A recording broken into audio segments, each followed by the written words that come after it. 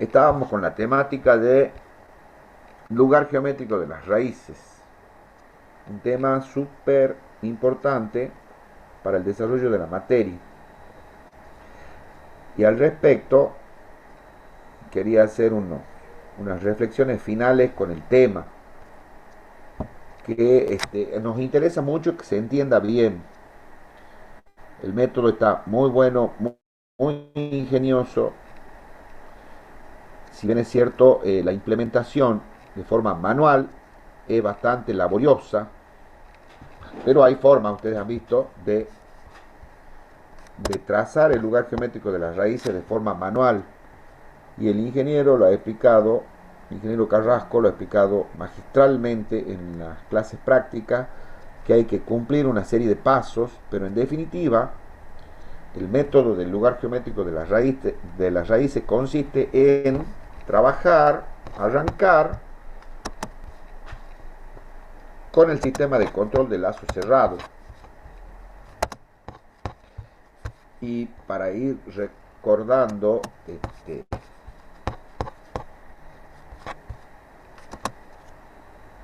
esas cuestiones, vamos a ver apuntes.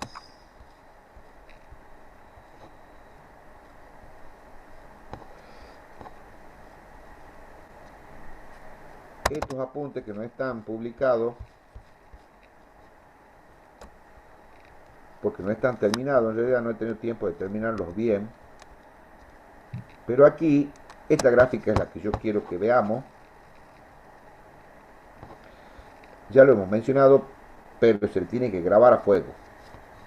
Esta es la planta, sistema físico que hay que controlar. Esta es la variable física de interés. El sistema físico genera una salida. Supongamos temperatura, que es algo bien fácil de imaginárselo. Entonces se la representa a la planta con un modelado matemático. Este mensaje va para Prado específicamente, que él siempre está preguntando el sentido físico.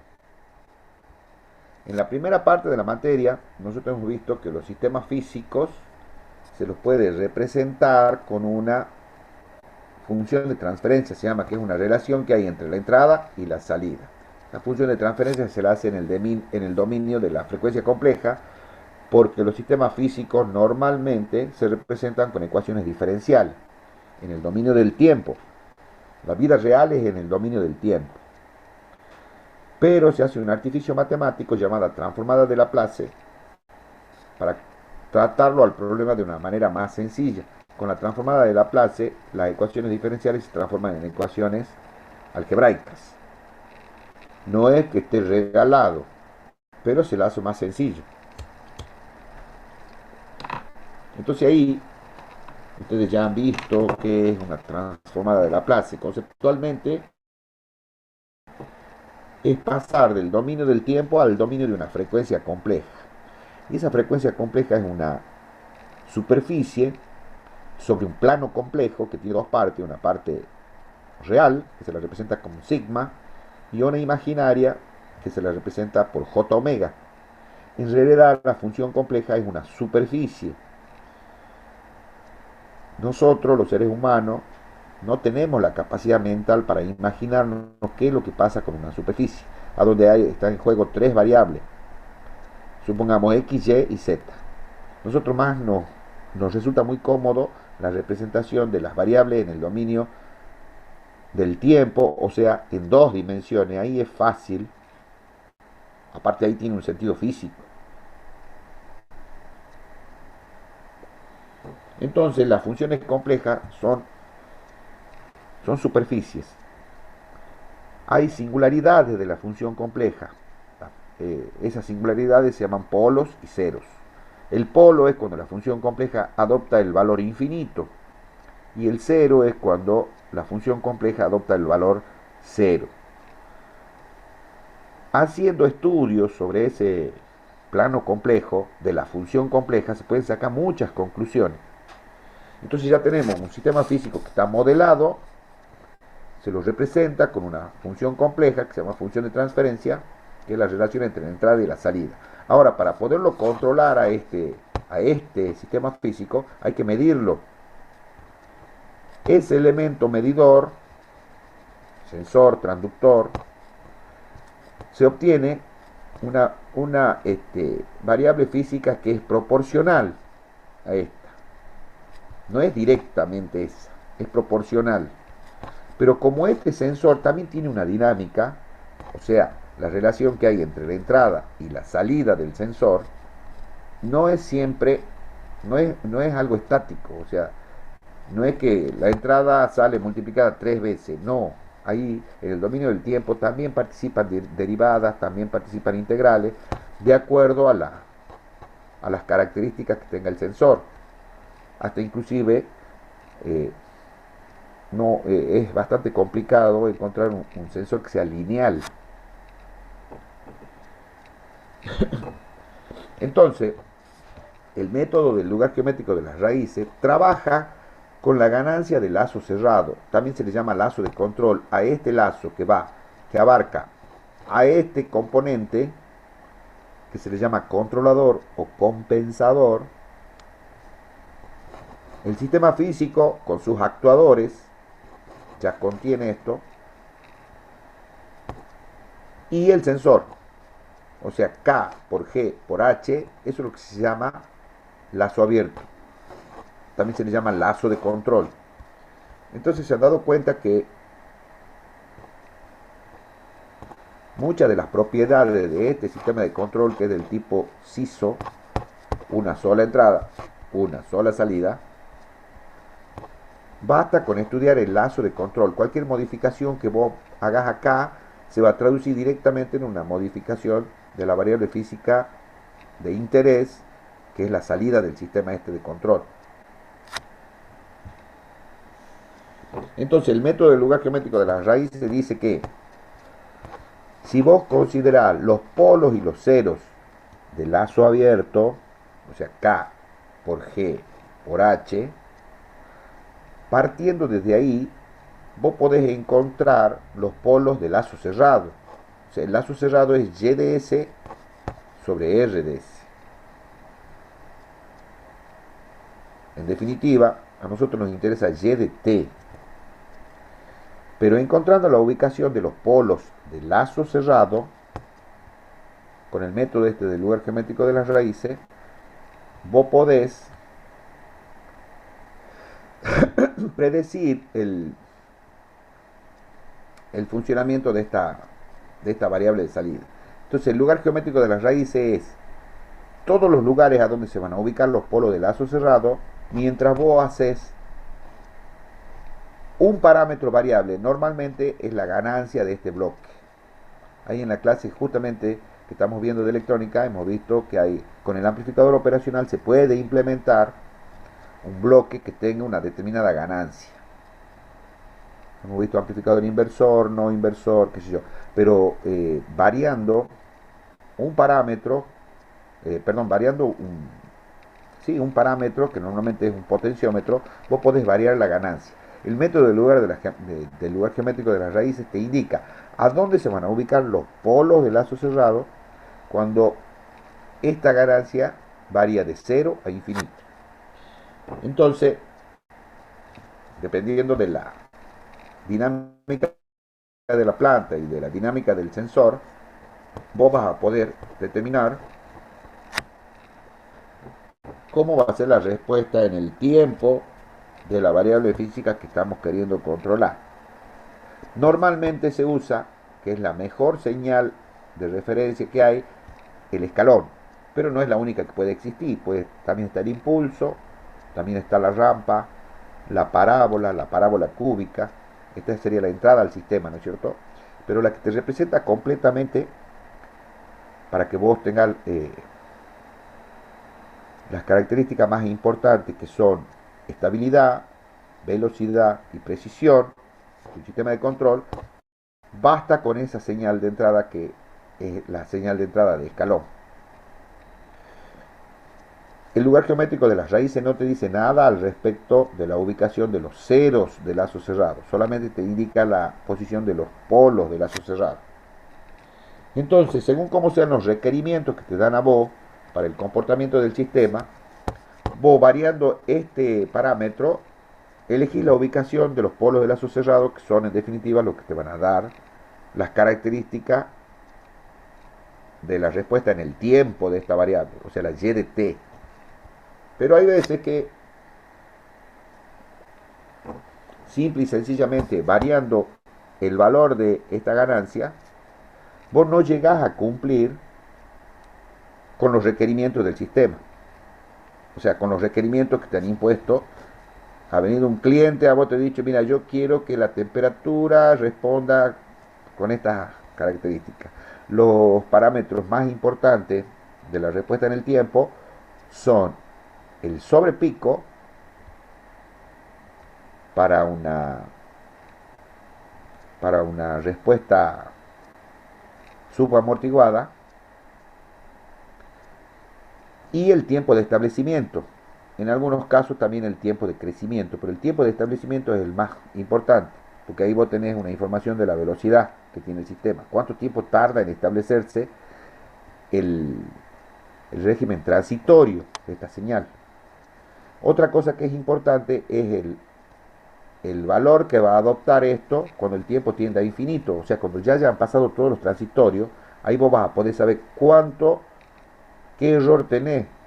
Porque si tenés una entrada de escalón, esto también se debería establecer en el valor igual a 1. Sumamos que sea un escalón unitario, ¿no es cierto? O sea que ahí tenés, con la entrada de escalón vos tenés información de estabilidad, de sobrepico, si es que hubiera, de tiempo de establecimiento y de valor final. Entonces, eh, normalmente esas son las especificaciones que se dan. Por ejemplo, puede ser de que una variable física sea insoportable que tenga un sobrepico mayor del 10% del valor final, por ejemplo. Entonces, lo que el ingeniero de control tiene que hacer es tomarla a la planta, determinar con qué la va a medir y qué elemento le va a poner acá. Repito, hay veces, hay sistemas, hay plantas que con el solo hecho de variar la ganancia K no es suficiente para que vos cumpla las especificaciones que te han dado. Entonces tenés que modificar este bloque. Ya con una simple ganancia eh, no es suficiente. Entonces ya tenés que hacerla un poco más complicada a la dinámica del controlador o compensador. Teóricamente existen varios métodos para hacerlo. Un método que se ha popularizado mucho, nosotros no vamos a invertir mucho tiempo en eso, se llama de atraso y adelanto.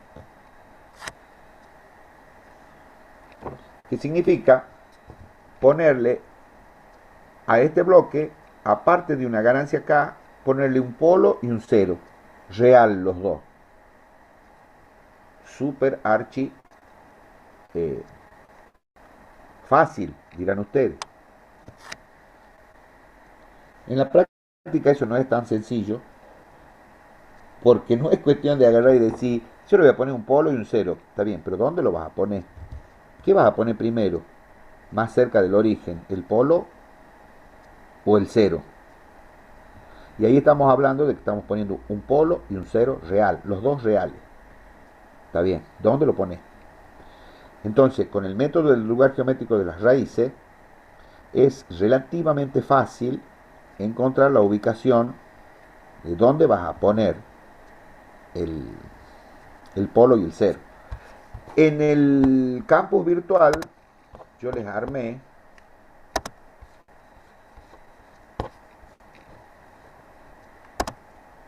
una sección que está buena. Acá en el diseño de compensadores hay unos videos que explica cómo se hace para obtener esa compensación en adelanto. Ustedes en MATLAB pueden ingresar a la CISO Tool,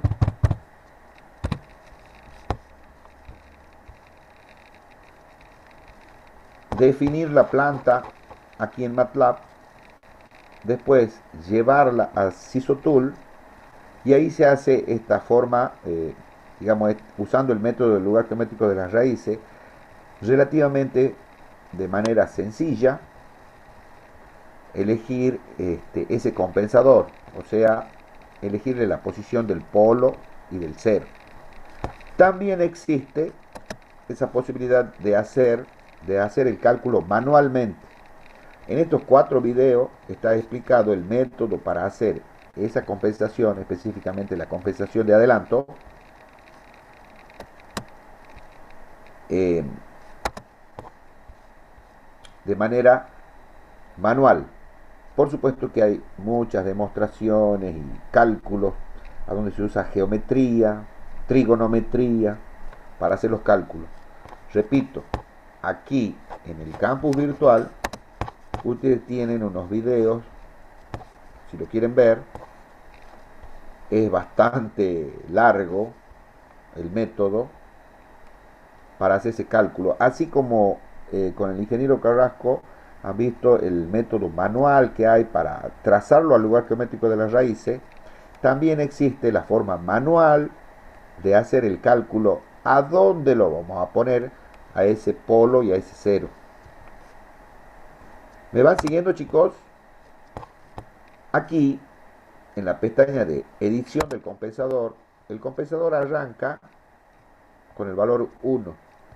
Pero ustedes tienen la posibilidad de, si apuntan aquí donde dice Dynamic, agregarles un polos y cero. Al compensador, ¿no? Al controlador o compensador. Pueden agregarle un polo real, polos complejos conjugados, un polo en el origen, que es un integrador, cero real, cero complejo conjugado, un diferenciador, que es un cero en el origen, y después viene esta posibilidad de LEAD y LAC. Si ustedes ponen LEAD, eligen LEAD, le están agregando un polo y un cero. Una es de adelanto y otra es de atraso. En este caso, el 0 está en menos 1 y el polo en menos 10. Pero ustedes le pueden cambiar la posición. Ahora, ¿a dónde la van a poner a la posición? Digamos que CISO Tool te permite ponerlo en cualquier lugar y después en la gráfica del lugar geométrico de las raíces vos podés cambiarle la posición de esos polos y esos ceros. Repito, hay un método manual para elegir cuál es la mejor posición a donde ustedes van a poner ese polo y ese cero. En este caso, el cero está más próximo al origen que el polo. Pero el otro método, que se llama LAC, lo ponen al 0 en menos 10 y al polo en menos 1. Obviamente que pueden cambiar la posición esta. Supongamos el 0 en menos 15 y el polo en 3. Supongamos. Esa red se llama de atraso a adelanto, o sea, está haciéndolo más complicado al compensador, ya poniéndole 2 polos y 2 ceros. Nada más que uno es de adelanto y otro es de atraso. En el lugar geométrico de las raíces, supongamos que vos le pedís el lugar geométrico de las raíces, lo único que le pedí, en la gráfica vas a poder ver que ahí están los polos y los ceros del compensador que yo los acabo de poner. Hasta ahora no he dicho cómo es el comportamiento de la planta, no he dicho cómo es el comportamiento del sensor. Para que vos hagas eso tenés que ir a MATLAB, definir la dinámica de la planta, definir la dinámica del sensor, importarlo desde la CISO Tool, de aquí va a System Data, y ahí elegís cuál es la planta y cuál es el sensor eh, que querés importar, y ya CISO Tool te hace las gráficas correspondientes. Ahora, lo interesante de esto es que vos podés cambiarle la posición, en este caso supongamos del polo, del 0, del polo y del 0 de esta otra de esta otra red de adelanto y de atraso. ¿Se entiende, chicos, cuál es? Podríamos hacer un ejemplo. También otra cosa que muchas veces confunde es que en muchos libros dicen que esta realimentación se hace igual a 1. Eso es bastante sencillo de hacer teniendo en cuenta el álgebra de bloques. Ustedes, cuando hemos visto los diagramas de bloque, hemos visto que es posible llevar este bloque aquí. Lo único que hay que hacer es multiplicar por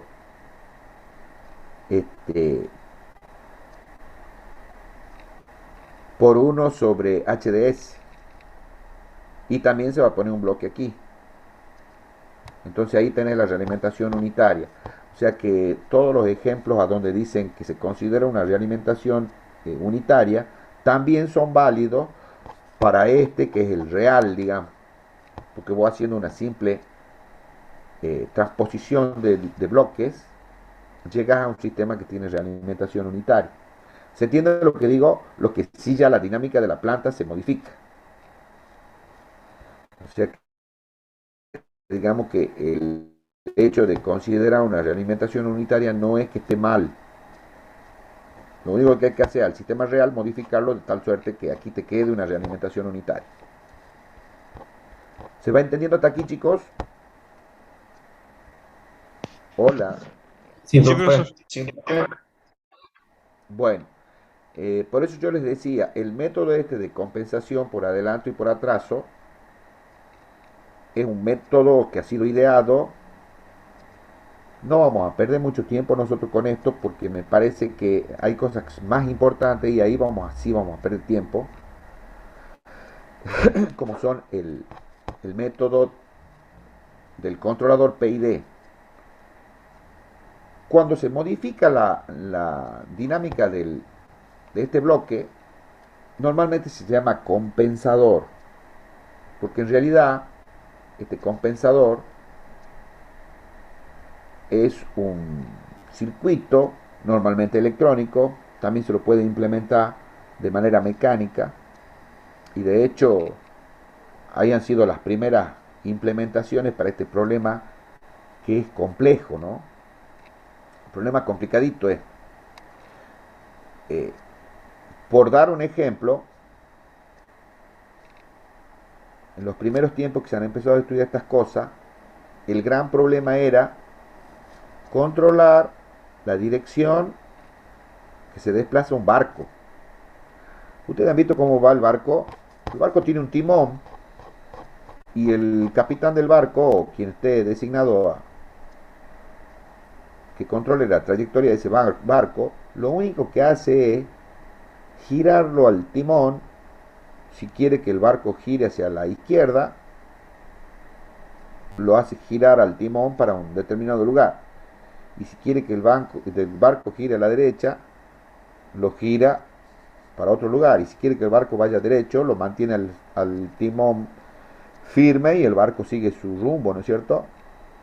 Bueno, ese es un sistema de control tremendo que los volvía loco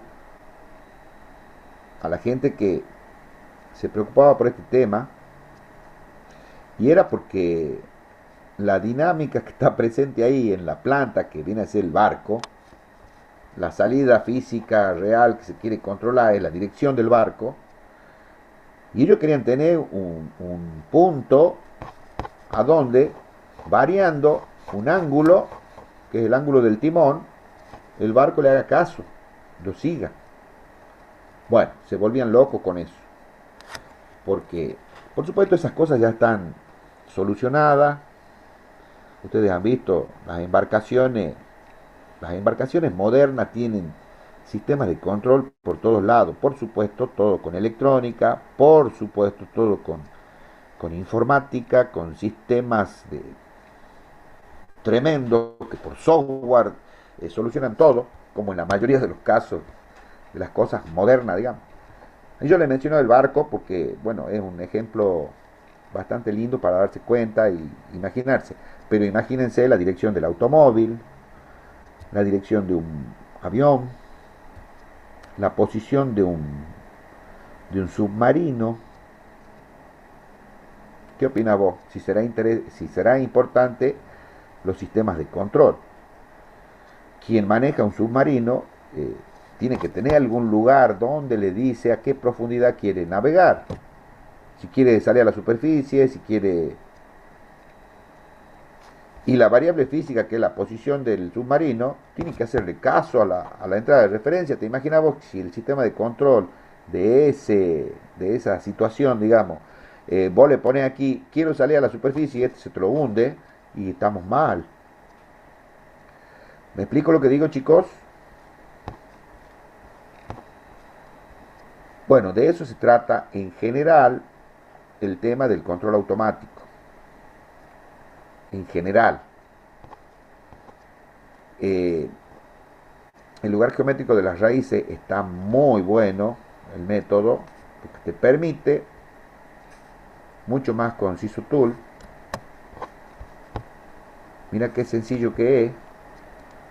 Podríamos poner como ejemplo, qué sé yo, una planta cualquiera. A ver.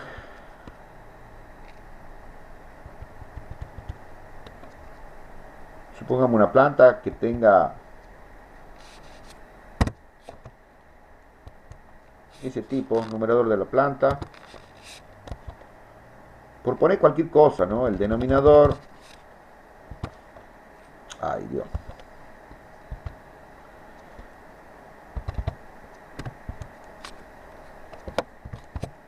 De cualquier orden, ¿no? Por decir eso.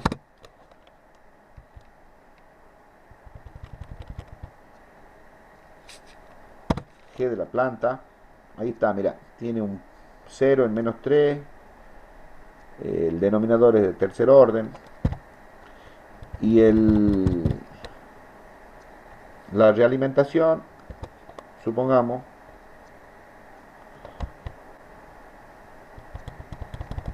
el denominador de H, supongamos que sea 6, 8. Es cualquier cosa esto, ¿no?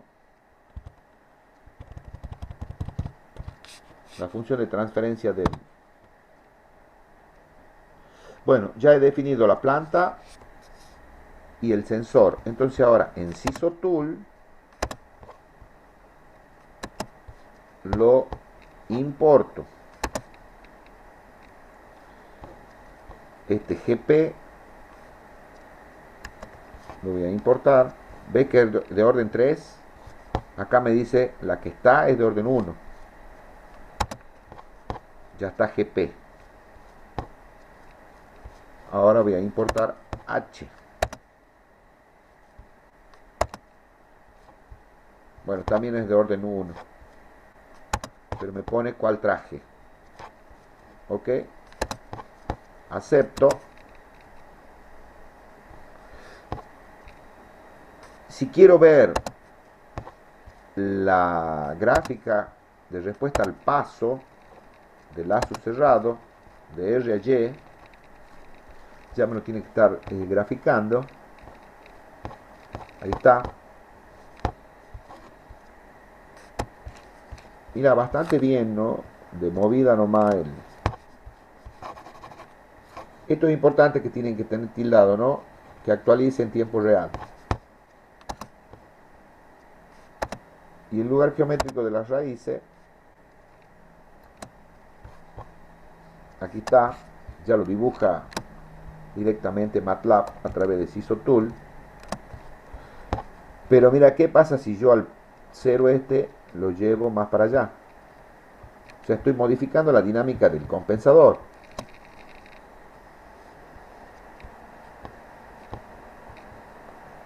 O al polo este lo llevo más para aquí. No se modifica grandemente esto. Pero si subo la ganancia, se puede hacer inestable. Hay que bajarle la ganancia. Puedo bajarle más todavía. Ahí Dios. O sea, tengo varios puntos donde tocar. Puedo tocar también la posición del polo este. No me deja. Bueno, vamos a llevar este más para allá. Si ustedes ven, no, ahí estoy tocando la ganancia. La ubicación del polo. La ubicación del polo del compensador puedo tocar. Lo que está pintado en celeste es ubicación de los polos de la planta. Eso no lo puedo modificar. Si me voy al compensador, a la edición del compensador, ahí está la función de transferencia. Mira cuánto vale la ganancia. 94.000 no sé cuánto. Y esta es, ahí están los dos ceros y acá están los dos polos. Yo podría, supongamos, borrarlo a este. Me quedan únicamente un polo y un cero. Pero a esos puedo cambiarle la posición. Me puedo hacer más para allá. ¿Y dónde anda el cero? No lo veo.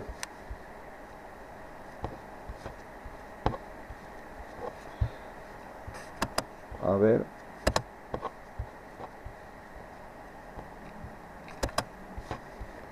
Acá está. El 0 está en menos 2,6 y el polo en menos 47. A ver, supongamos vamos a poner en menos 30.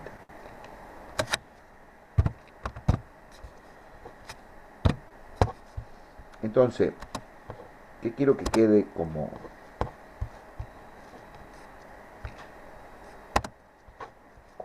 mirá, inestable? Claro que tiene muy alta la ganancia. Ahí es estable. También puedo tocar a la ganancia aquí, ¿no? Vamos, le pongo una ganancia 5.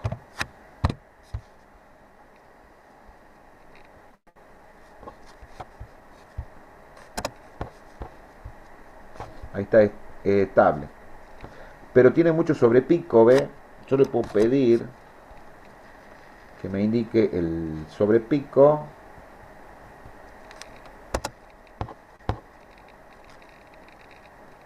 Ahí me va a decir, lo apunto. Y ahí está. 61,2 de sobrepico. Y bueno, para hacer un diseño, yo lo podría hacer es correrlo más para allá al polo. Inestable. No me conviene correrlo más para allá. Me conviene correrlo más para aquí. Sigue siendo inestable. Lo que pasa es que la ganancia está grande.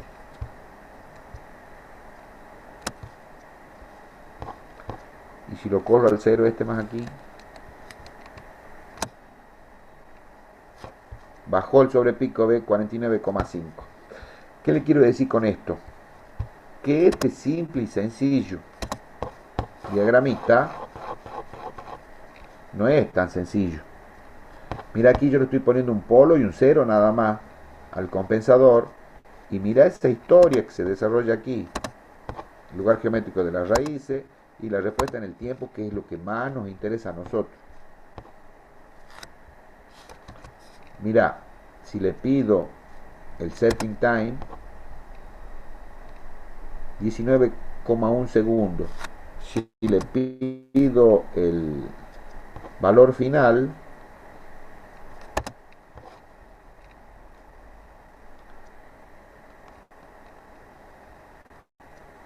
0, dice.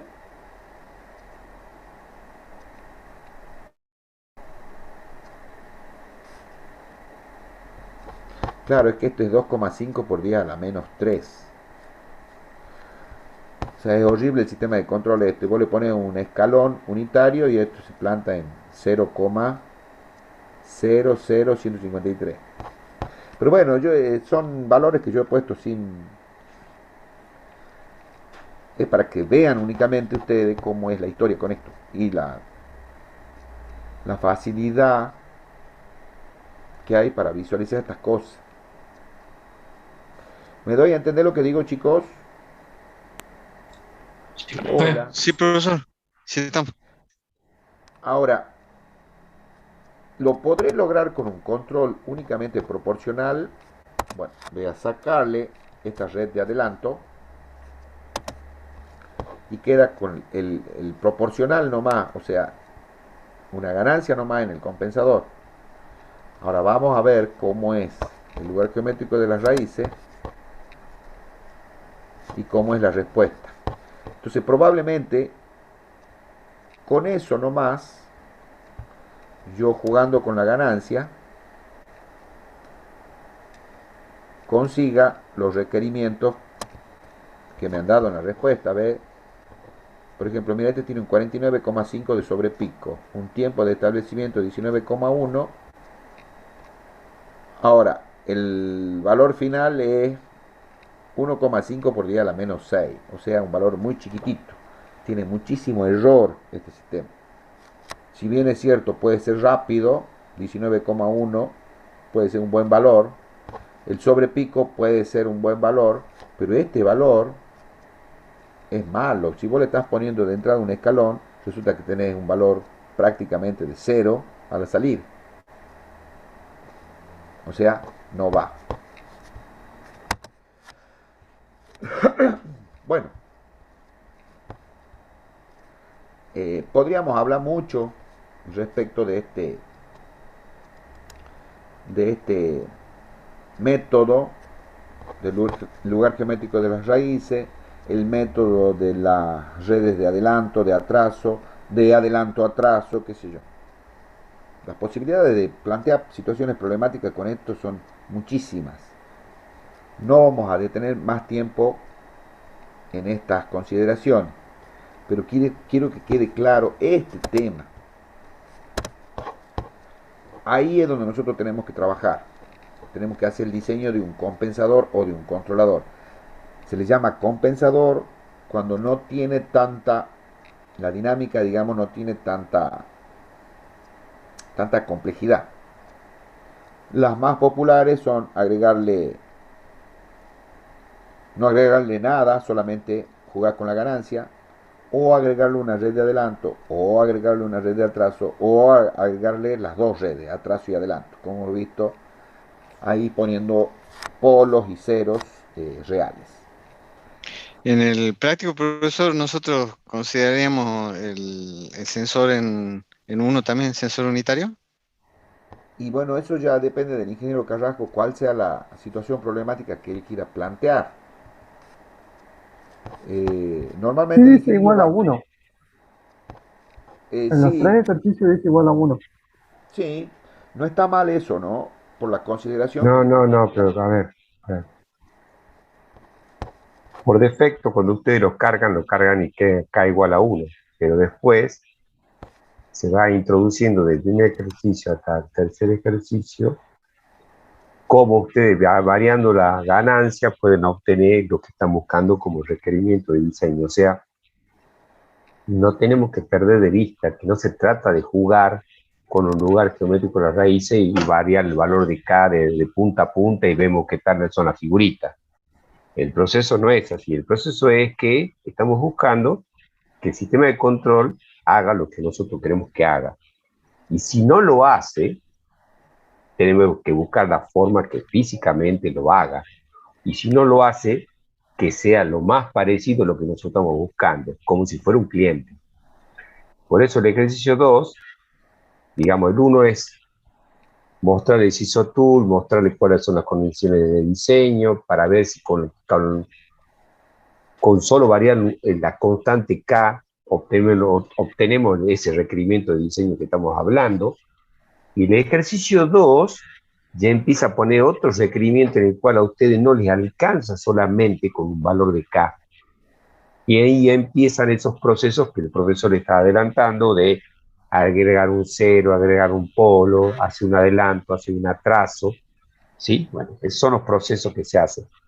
Entonces, ¿para qué? Porque si yo me voy a mover solamente por el lugar de las raíces y en esos lugares donde yo me muevo no encuentro lo que yo estoy buscando como requerimiento de diseño, un sobrepico, un error de tanto, una estabilidad de tanto, todas estas cuestiones, entonces quiere decir que me está haciendo falta algo más. Pone, profe, del diagrama del bloque de K, ¿dónde está acá? Eso. Quiere decir que ahí donde está K, no me va a alcanzar solamente con poner, como dicen en electrónica, un amplificador operacional y que ese amplificador operacional yo pueda variarlo y ya está, solucionando mi problema. Y no, puede ser que no. Bueno, el ejercicio 2, y que nosotros los invitamos con el profe, desde el lado de la cátedra hacia los alumnos, que los traten de desarrollar y los traten de explicar a ver si lo han entendido. Bueno, eso yo estoy esperando todavía. ¿Entiende lo que estamos hablando? Profe, Señor. yo lo probé el fin de semana y he grabado haciéndolo, no sé, le he hecho así y hoy me he grabado haciéndolo, no sé si estará bien. Y si no importa si está bien, porque acá lo importante es que nosotros tratemos de explicarlo de la mejor forma posible, ahí donde salen las dudas. Chicos, los ejercicios son justamente para eso, para ejercitar y plasmar o afirmar cuestiones teórico-prácticas, ¿sí? Uno, como profesor, se va imaginando cómo debería ser el crecimiento del alumno dentro de esta temática y plantea una problemática. Ahora, si el alumno no la aborda, nosotros nunca vamos a saber realmente si ustedes lo están aprendiendo o si lo están entendiendo, ¿sí? El ejercicio 2, justamente, como adelanto, cuando ustedes lo hacen y lo cargan en SysOtool y lo ponen y yo les pido un requerimiento, se van a dar cuenta que no hay un valor de K que cumpla esas condiciones. Entonces, ¿qué quiere decir? Por eso después yo le pido que agreguen algo. Y cuando agreguen algo, se van a dar cuenta que el lugar de raíces cambia. Y al cambiar, se acerca a la realidad que uno está buscando. No se olviden y no pierdan el punto de vista de que nosotros creemos un valor de YDS o YDT que haga lo que nosotros queremos que haga el sistema de control. Porque jugar con el lugar de raíces solamente por jugar no tiene sentido. Porque la planta es inamovible. La planta, GDS, no podemos variar nada, ya está fija, ya es así. Ya es un sistema en el cual no se puede tocar nada. Entonces, la forma en que nosotros queremos que la planta reaccione, únicamente lo podemos hacer con un controlador. De ahí vienen los polos dominantes, los cero dominantes. Cuando nosotros anulamos, si la planta es muy lenta, podemos hacerla más rápida si ponemos más cerca un integrador, un polo en el origen y todas estas cuestiones. ¿Y eso dónde lo ponemos? En K o en H, pero no en G. G fijo, en la planta. Y sí, el H de alguna manera también es fijo. Una vez que vos elegís Claro, el sensor, ya está. Tenés que moverte claro, con el sensor. claro. La única posibilidad que nosotros tenemos para tocar es aquí, el controlador. Ese es el gran diseño del ingeniero de control. Obviamente que también depende de la elección del sensor, que tiene que estar en el rango de la variable física que quiere medir, porque si vos estás, por ejemplo, por medir la temperatura en un horno que está a 3000 grados, no va a poner un sensor que mida temperatura ambiente, ¿me entendés? A esa temperatura no la va a medir nunca. Y de ahí tenés que renegar con la linealidad. De todas maneras hay métodos para linealizar los sensores. Pero bueno. Bueno, también quería mostrarles aquí, en unos apuntes que no están subidos, el lugar geométrico de sistemas simples. Por ejemplo, una ganancia de lazo abierto que valga K sobre S tiene un lugar geométrico de las raíces, así. El polo está en el origen, no tiene ningún cero visible, entonces crece hacia el infinito. Ahora, si en vez de estar en el origen,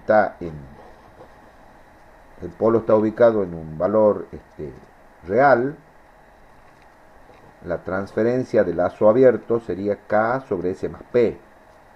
Entonces el lugar geométrico de las raíces, a donde se van a ubicar los polos de lazo cerrado, va a ser en esta gráfica roja.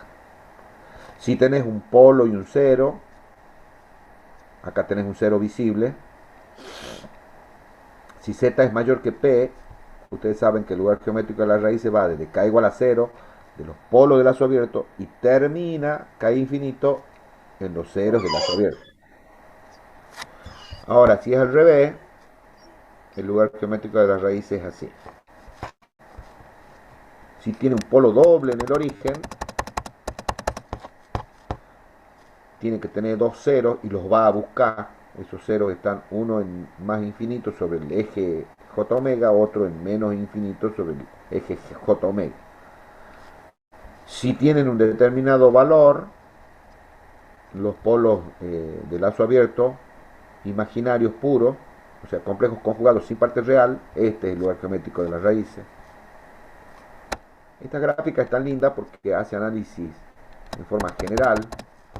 Si tiene dos polos complejos conjugados con parte real y parte imaginaria, este es el lugar geométrico de las raíces. Si son dos polos reales, esto lo hemos estudiado y lo hemos visto cómo era. Ahora, ¿qué efecto tiene si vos agregás en el lazo abierto, o sea, en el lazo de control, si vos agregas un cero o si vos agregas un polo? En general, si vos agregas un cero, bueno, esta es si agregas un polo. Si este es el lugar geométrico original, el hecho de agregar un polo hace que el lugar geométrico de las raíces se desplace hacia la izquierda, perdón, hacia la derecha. O sea, agregar un polo en el lazo de control lo hace peligroso al sistema porque puede haber lugares a donde los polos del lazo cerrado se ubican en el semiplano derecho y eso lo hace inestable al sistema. Agregar un cero en el lazo de control tiene el efecto contrario, o sea, lo tuerce hacia la izquierda en general, ¿no? O sea, así como el polo. Profesor, se cortó. ¿Qué se cortó? Se cortó ahí. No escuchamos lo último que dijo. Bueno, le decía que el hecho de agregar un polo en el lazo de control lo tuerce. Este es el sistema original. Si vos le agregás a este sistema un polo, tiene en general esta forma, que es torcerlo al lugar geométrico de las raíces hacia la derecha. El efecto de agregarle un cero es contrario, lo tuerce pero hacia la izquierda, o sea que lo hace más estable, digamos. O sea, ahí no tenés problema de inestabilidad. Acá sí hay peligro porque los polos de lazo cerrado se pueden ubicar en el semiplano derecho y eso ustedes ya saben, ya sabemos todo, que lo hace inestable al sistema.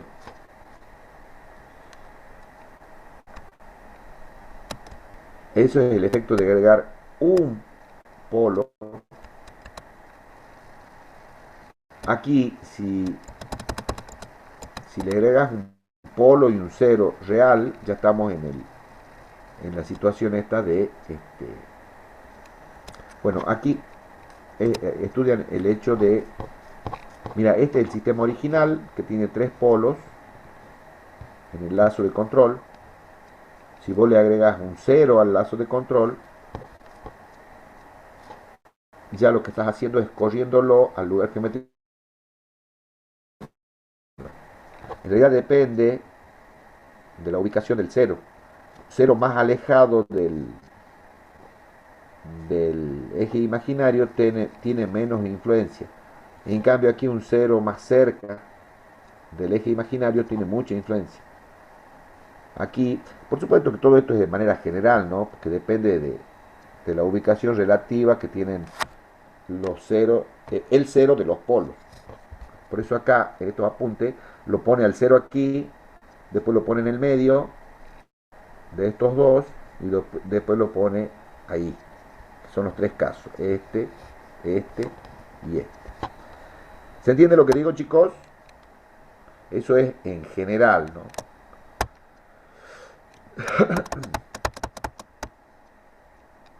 Bueno, entonces entramos en otro tema que tiene que ver con el lugar geométrico de las raíces, pero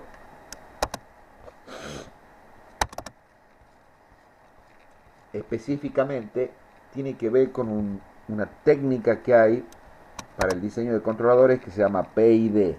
Yo les podría decir que este es el tema más importante de la materia. ¿Por qué? Porque esta técnica, esta estrategia de control, se usa en el 95% de los casos reales de control en la parte industrial, por lo menos. Por acá en estos apuntes hace mención de eso.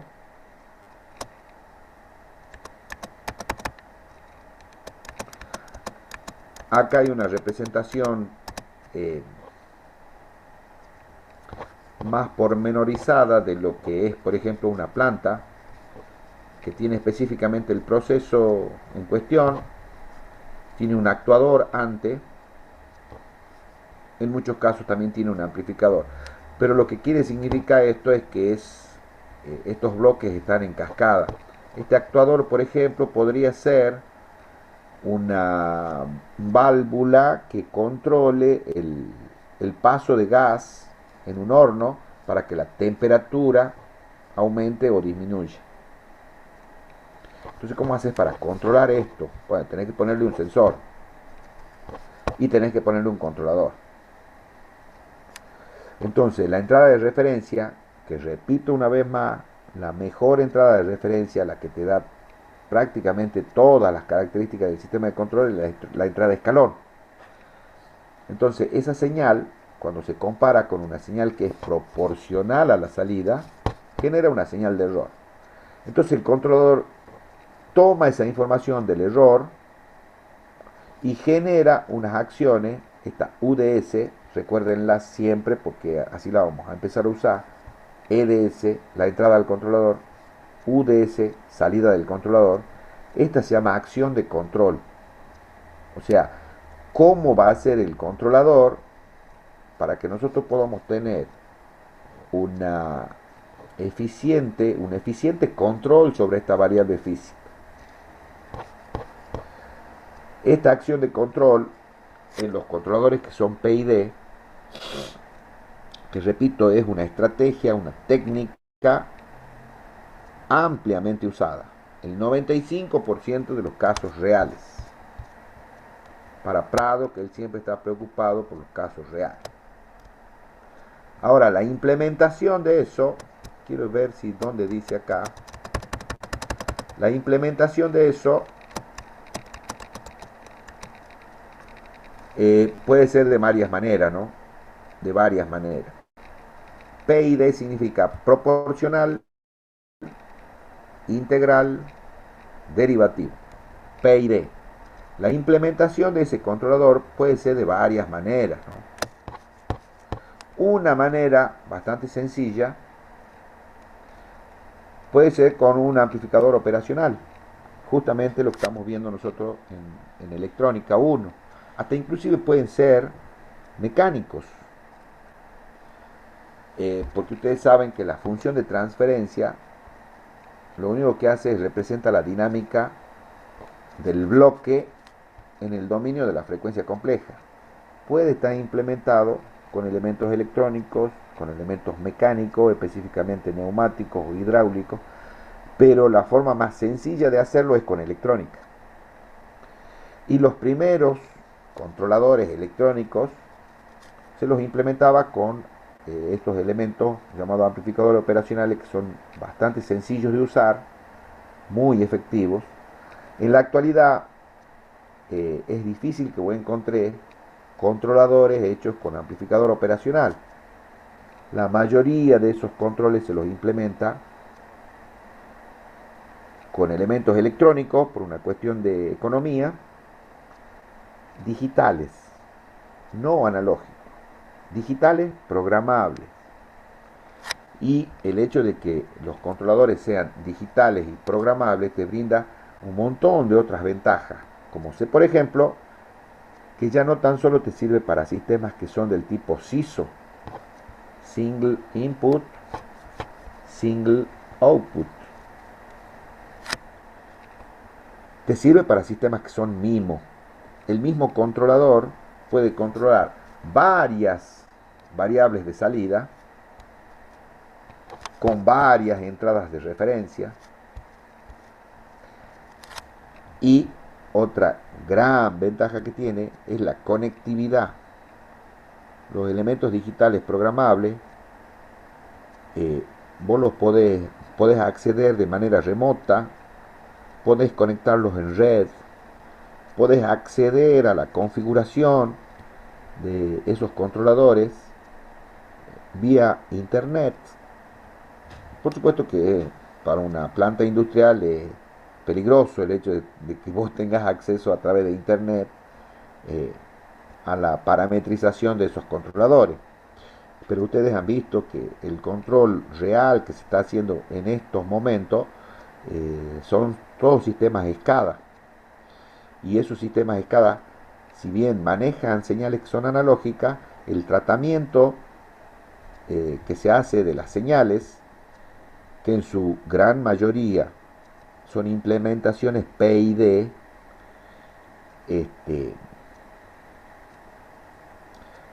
son configurables porque son sistemas digitales, programables. ¿Me explico lo que digo? Nosotros vamos a ver cuál es la idea básica de qué significa P, qué significa I, qué significa D. Repito, la implementación puede estar hecho con la naturaleza del controlador, puede ser de varias. La más barata es electrónica. La más versátil por un montón de cuestiones es digital. Y la conectividad es importantísima. Así que el salto que estamos dando, digamos, de estudiar estos controladores de la manera que lo estamos haciendo hacia lo que realmente se usa es grande, ¿no?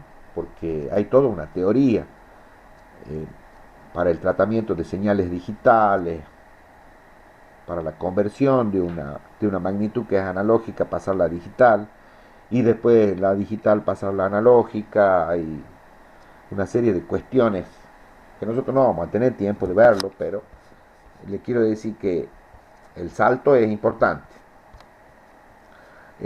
La matemática que se usa para ese tipo de cuestiones, para sistemas que son del tipo MIMO, se imaginan ustedes que aquí en sistemas que son SISO estamos lidiando con funciones complejas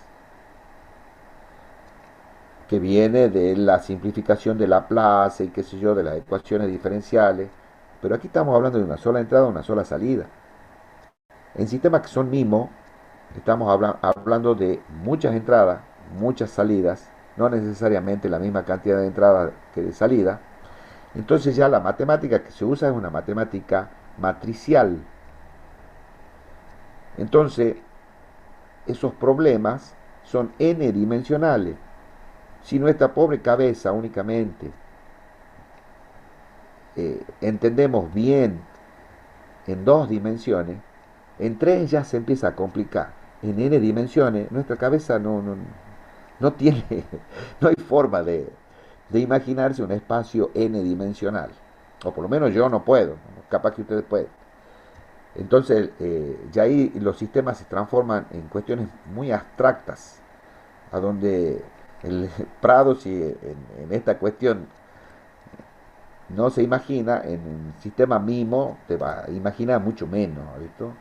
Ya entra una matemática infernal que nosotros seguramente no vamos a llegar a ver eso. Por eso yo en las primeras clases les decía que esta materia en realidad se debería llamar Introducción al Control Automático, porque el control automático, el control en general es una especialidad dentro de la ingeniería. Así que bueno, entramos de lleno para comenzar a entender este problema del control proporcional. Vamos a hacer así el estudio. Primero lo vamos a dividir, primero vamos a estudiar únicamente el efecto del control proporcional. Recuerden que el controlador toma la señal de error y genera una acción de control. Estas dos señales son proporcionales. ¿Qué significa? Significa que si sube el error, sube la acción de control. Si baja el error, baja la acción de control. Esa acción de control es la más importante y está presente siempre en los sistemas de control. Y es lógico, porque si supongamos, vos querés que la temperatura suba, bueno, subís la referencia. Si vos subís la referencia, al principio esta señal va a estar como estaba. Entonces el error va a aumentar. Si aumenta el error, tiene que aumentar la acción de control. Supongamos que sea abrir más la válvula de gas para que el horno se caliente más rápido. Entonces va a empezar a subir la temperatura y vos la estás midiendo. Entonces cuando vaya subiendo la temperatura, esta señal de error va a disminuir si vos mantenés constante la referencia, ¿no?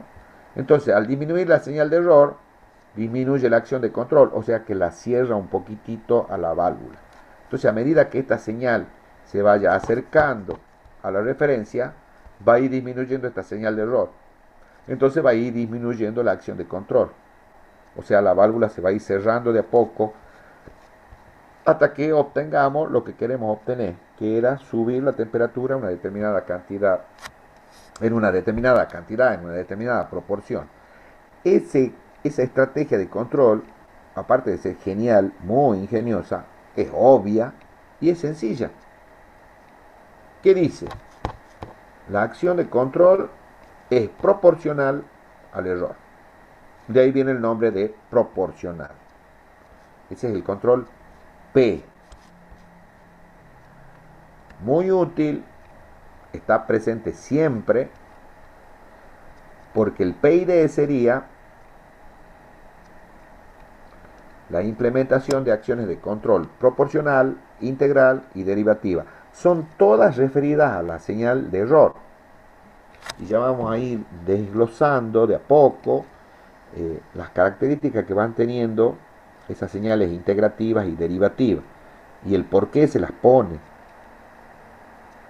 Realmente la estrategia es muy ingeniosa.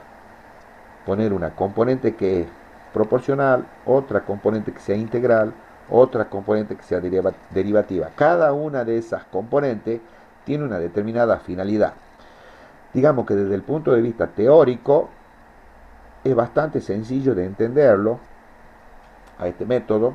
Vamos a arrancar con el proporcional, pero ya van a ver ustedes que la implementación del PID, que es la implementación completa, también tiene implementaciones que son incompletas. Por ejemplo, PI significa que tiene una componente proporcional e integral, nada más. O también puede haber una implementación PD, o sea, tiene proporcional y derivativo nada más, integral no tiene. Son más sencillas que la PID. El gran problema de la PID es la sintonización, o sea, elegir exactamente qué cantidad de proporcional necesita, qué cantidad de integral necesita y qué cantidad de derivativa necesita. A ver, yo siempre pongo el ejemplo de que vos supongamos que querés hacer un guiso. El guiso tiene que llevar sal, pimienta y comino, por decirte una cosa. Ahora, para que el guiso esté rico, ¿qué cantidad de sal tiene que llevar? ¿Qué cantidad de pimienta y qué cantidad de comino? No te va a bandear y va a poner un montón de pimienta y poca sal. No, tiene que ser la cantidad justa para que el guiso salga rico. Bueno, aquí el gran problema del controlador PID es sintonizarlo, o sea, elegir los valores exactos que hacen falta para que el sistema de control se comporte según sean las especificaciones que te han dado para que vos hagas el sistema de control.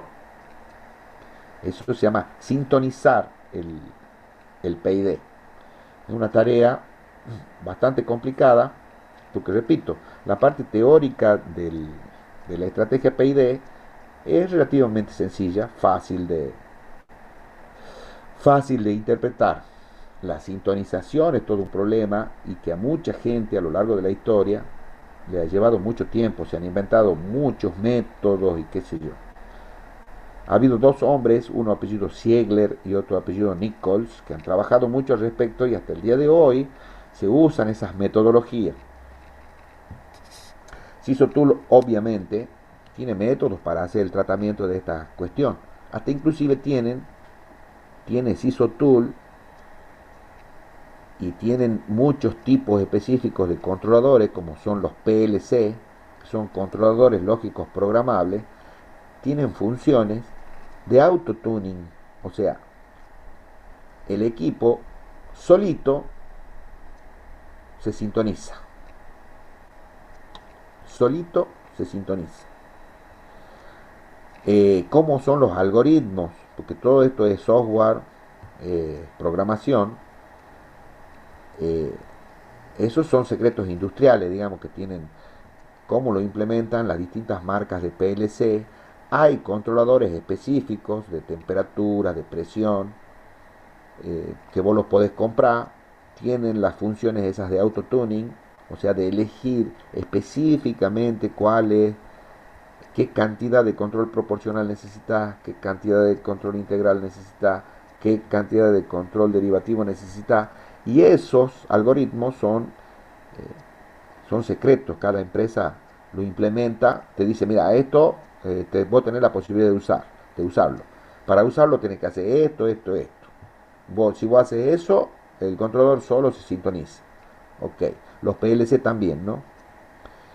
Ahora, ¿cómo lo hacen? Eso ya seguramente deben basarse en las ideas que han tenido esta gente, Ziegler y Nichols, que han sido los primeros que han empezado a hurgar en este tema. Este tema del PID más o menos tiene 100 años, ¿no? No es que se lo empezó a estudiar el año pasado. Por supuesto que a medida que ha ido pasando el tiempo y conforme ha ido mejorando la tecnología, hoy nosotros podemos hacerlo, las sintonizaciones y todas estas cuestiones con los elementos que tenemos. Pero si imaginan esto ustedes hace 40 años y había que amacarse, ¿no? Básicamente, y dicho así en dos palabras, el PID lo que hace es pone un polo en el origen, en el lazo de control, ¿no?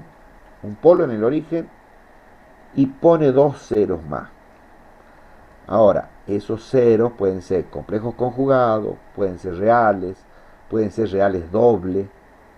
El secreto está en ubicarle exactamente la posición de los ceros esos que se le está agregando al lazo de control para que el sistema tenga el comportamiento que le están pidiendo. Me parece que ya no hay tiempo, ya estoy quedando sin voz prácticamente, así que la acción proporcional la dejamos para verla tranquilo. A mí, Juan, a mí me gustaría que los chicos expongan, porque si no, no vamos a poder cerrar el práctico 8. Bueno, Yo vuelvo a reiterar la invitación, escuché que el chico lo había grabado. Me gustaría que el viernes, por lo menos en 20 minutitos, 30 minutitos, expongan, porque si nos estamos yendo un poquito más allá, yo tengo miedo que se vuelva o se abra demasiado la brecha entre lo real y lo virtual y no puedan agarrar lo que es, digamos, físicamente, que no vea la parte física de lo que estamos tratando de hacer, ¿me entendés? Por eso me gustaría que ellos expongan el ejercicio 2 y veamos si pueden ir resolviéndolo, ¿sí? No sé quién lo ha grabado. Yo, profesor, lo tengo grabado. Bueno, preséntelo otro más que se anime también.